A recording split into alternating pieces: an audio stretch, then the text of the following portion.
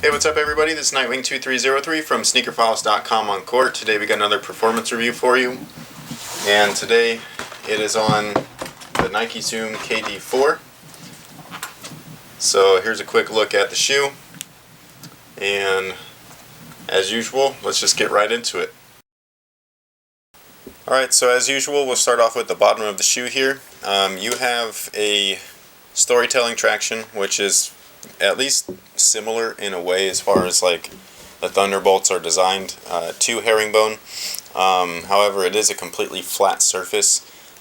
So upon first impression, I thought that the traction on these guys was going to be horrible.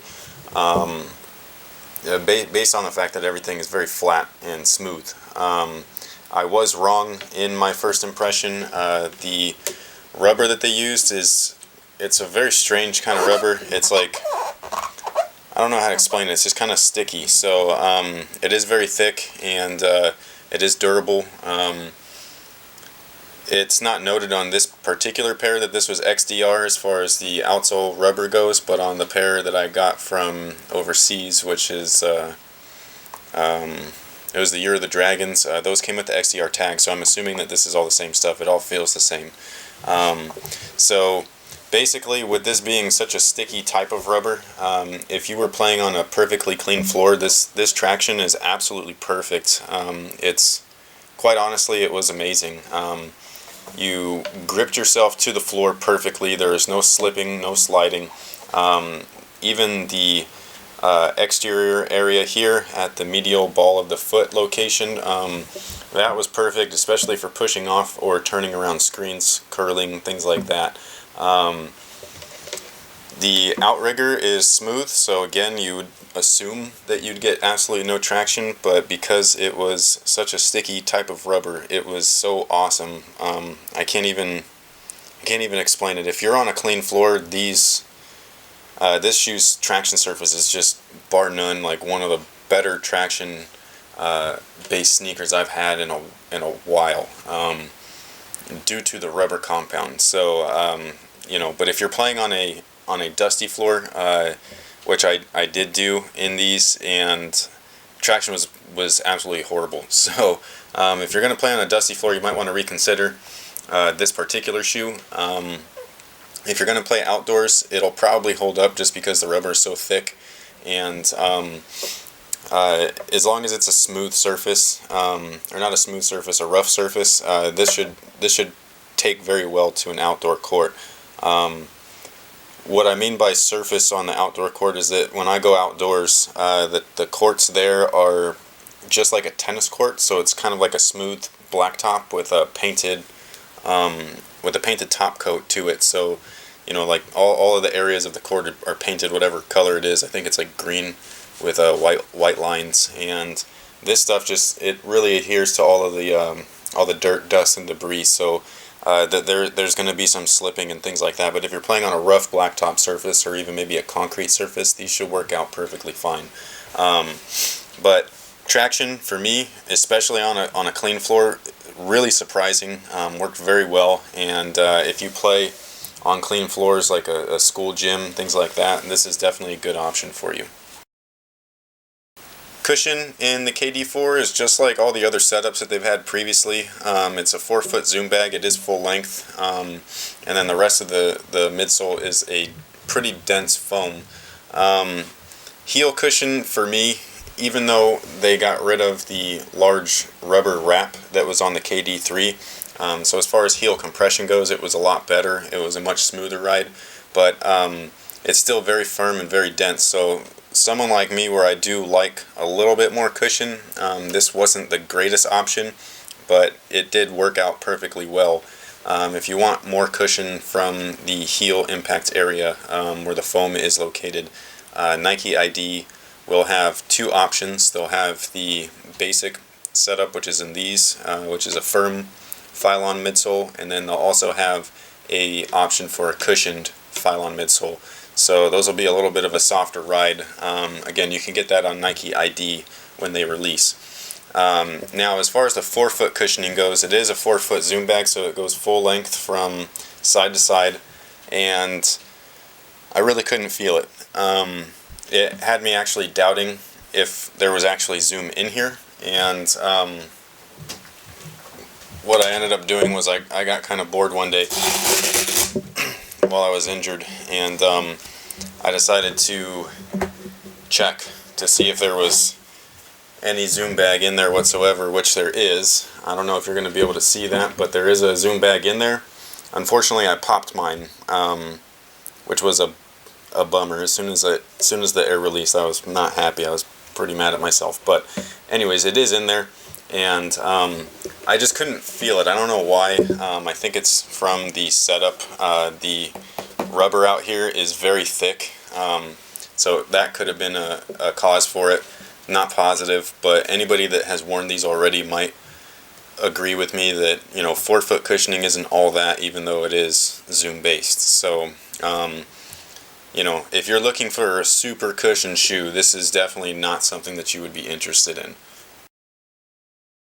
So the material on the KD4 is a fuse based upper. One thing that I do really like about these is it's very similar to the Flyway 2's fuse base, where it's not super thick, and it's not very stiff. So after a few break-in games, you know, I'd say maybe about 2 or 3 4-hour sessions, this stuff started really to loosen up, especially in the flex points where you would need it most. And with it being fuse, it is very, very durable. So a lot of the fuse-based sneakers, they're predominantly made for outdoor surfaces and things like that. That way it can hold up outdoors, because that's pretty much where your shoes get thrashed the most versus indoor. But whether you're playing indoor or outdoor in a fuse-based sneaker, you're going to really get the most bang for your buck as far as the longevity of the product goes on the uppers. So it retains its shape well. This particular version, again, it's pretty flexible, so I did like that. And you know, it can take a beating. Fuse and Foamposite are probably the 2 strongest materials on an upper that I have come across so far, for me personally. So you won't get little rips, tears, and things like that with a fuse base upper. As far as the fit goes, the forefoot, a lot of problems I've been having with it, and I've heard that other people have been having it as well, is that mine's mainly on the right shoe, but right here you can feel it kind of pressing into the side of your foot. It does go away after, I'd say, at least about a week or so. I was trying to, you know, break these in at home, trying to wear them as much as I could, things like that, and it just wasn't really breaking in. But as soon as they got numerous wears on court, that's when you started to be able to feel it. One of the funny things is that the Year of the Dragon version that I have, when I put those on, they actually fit perfectly on both sides, left and right, and there's no pinching or pushing up in this section here, which is kind of strange because they're both exactly the same size and materials and all of that stuff. So but this particular pair, I was getting a lot of pressure right on the outside of my foot, and it did go away eventually. Again, the fuse based material retains its shape, so it's going to really keep that foot inside of the shoe perfectly. It's going to keep you locked in. As far as the heel lockdown goes, the KD3s had little heel notches in the interior of the lining, which really cupped your Achilles so that your heel didn't pop in and out of the shoe. This version doesn't have that, and the padding inside is not very sculpted.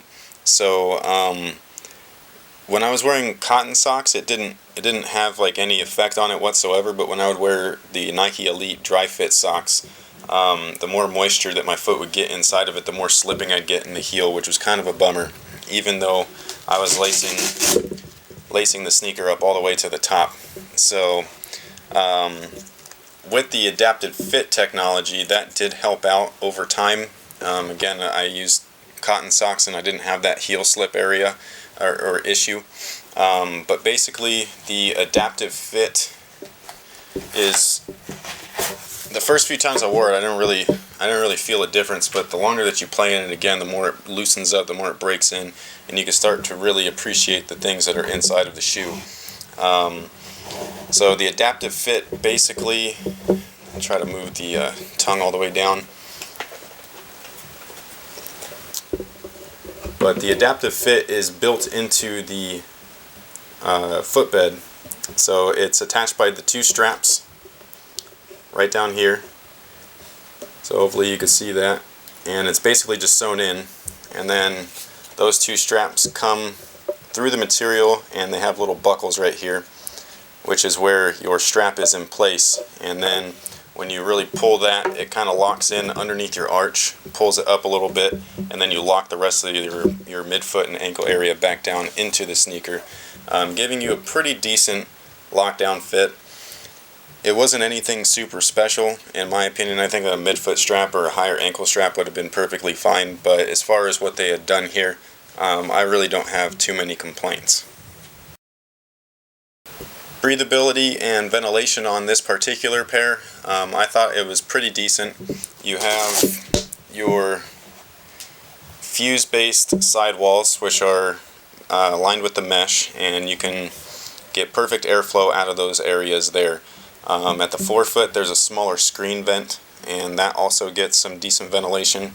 And then you have your tongue here, which allows a decent amount of light, not too much, but allows a little bit of light through if you like put a light inside of it. So you do get some additional ventilation through the tongue. And then on the medial side, there are also fuse vents here, which are a little bit blocked by the adaptive fit strap, but it's not enough to where it like hinders the ventilation or flow of air in the sneaker itself.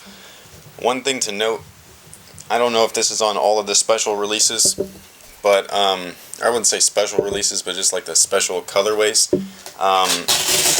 The Year of the Dragon, you're probably not going to be able to see this, but the screen mesh here is actually blocked by a glossy type of material. I really don't know what it is, but whatever they did to fuse the layers together, it covered up all of the ventilation right there. So if you were planning on playing in this particular colorway, the only ventilation you would really receive is through the tongue here, because both the medial side and the lateral side, and even the smaller vent at the forefoot here, it's all covered by this like rubbery thin clear plastic or rubber when they fuse the materials together. So I thought that was kind of weird. It didn't make much sense to me because like literally no airflow is coming in through that. It's just basically for looks. So the general release colorways, they're all perfectly fine where it's just basically mesh. There's nothing blocking it whatsoever. As far as support is concerned, you obviously have your adaptive fit strap. That's pretty supportive, especially in the arch and the midfoot area. And then you have your basic shank plate in the center of the foot, and it goes from right about here to about here. And it's made out of TPU, so it's just plastic. Nothing too special, but it does the job.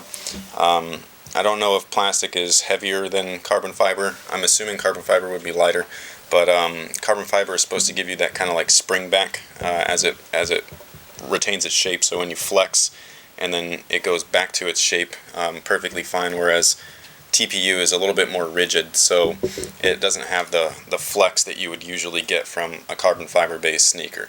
Other than that, the only real support is there's internal TPU heel cups. This is on most shoes. You just don't see them, but TPU is in a just like the Kobe's and things like that. It's just internal, not external, and it's very, very thin compared to the thicker heel counters that you would see on something like a Hyperdunk or a Kobe 6 and 7 and things like that. Alright guys, so that pretty much takes care of the review on the Nike Zoom KD4. One more quick look. Overall, it's a pretty good sneaker. If you wanted something that is reasonably priced, durable for indoor courts, this is a perfect option. If you're playing on a rough outdoor surface, this is also a good option. If you're playing on a court that's kind of dusty, the dust does stick to the rubber, so you won't get the best traction that you could if you were playing on a nice clean court or a rough outdoor surface. So cushion could be better in my opinion. But if you do need more cushion, basically on the Nike ID options, when those come out, you'll be able to choose if you want a firm midsole or if you want a cushioned midsole. As far as the foam goes, they'll all have the forefoot zoom in place. So that pretty much takes care of everything. Thank you guys for all your support, for all your likes, comments, and subscriptions. I greatly appreciate it. Make sure that you check out SneakerFiles.com/oncourt for all of your performance needs. And until next time, guys, have a good one.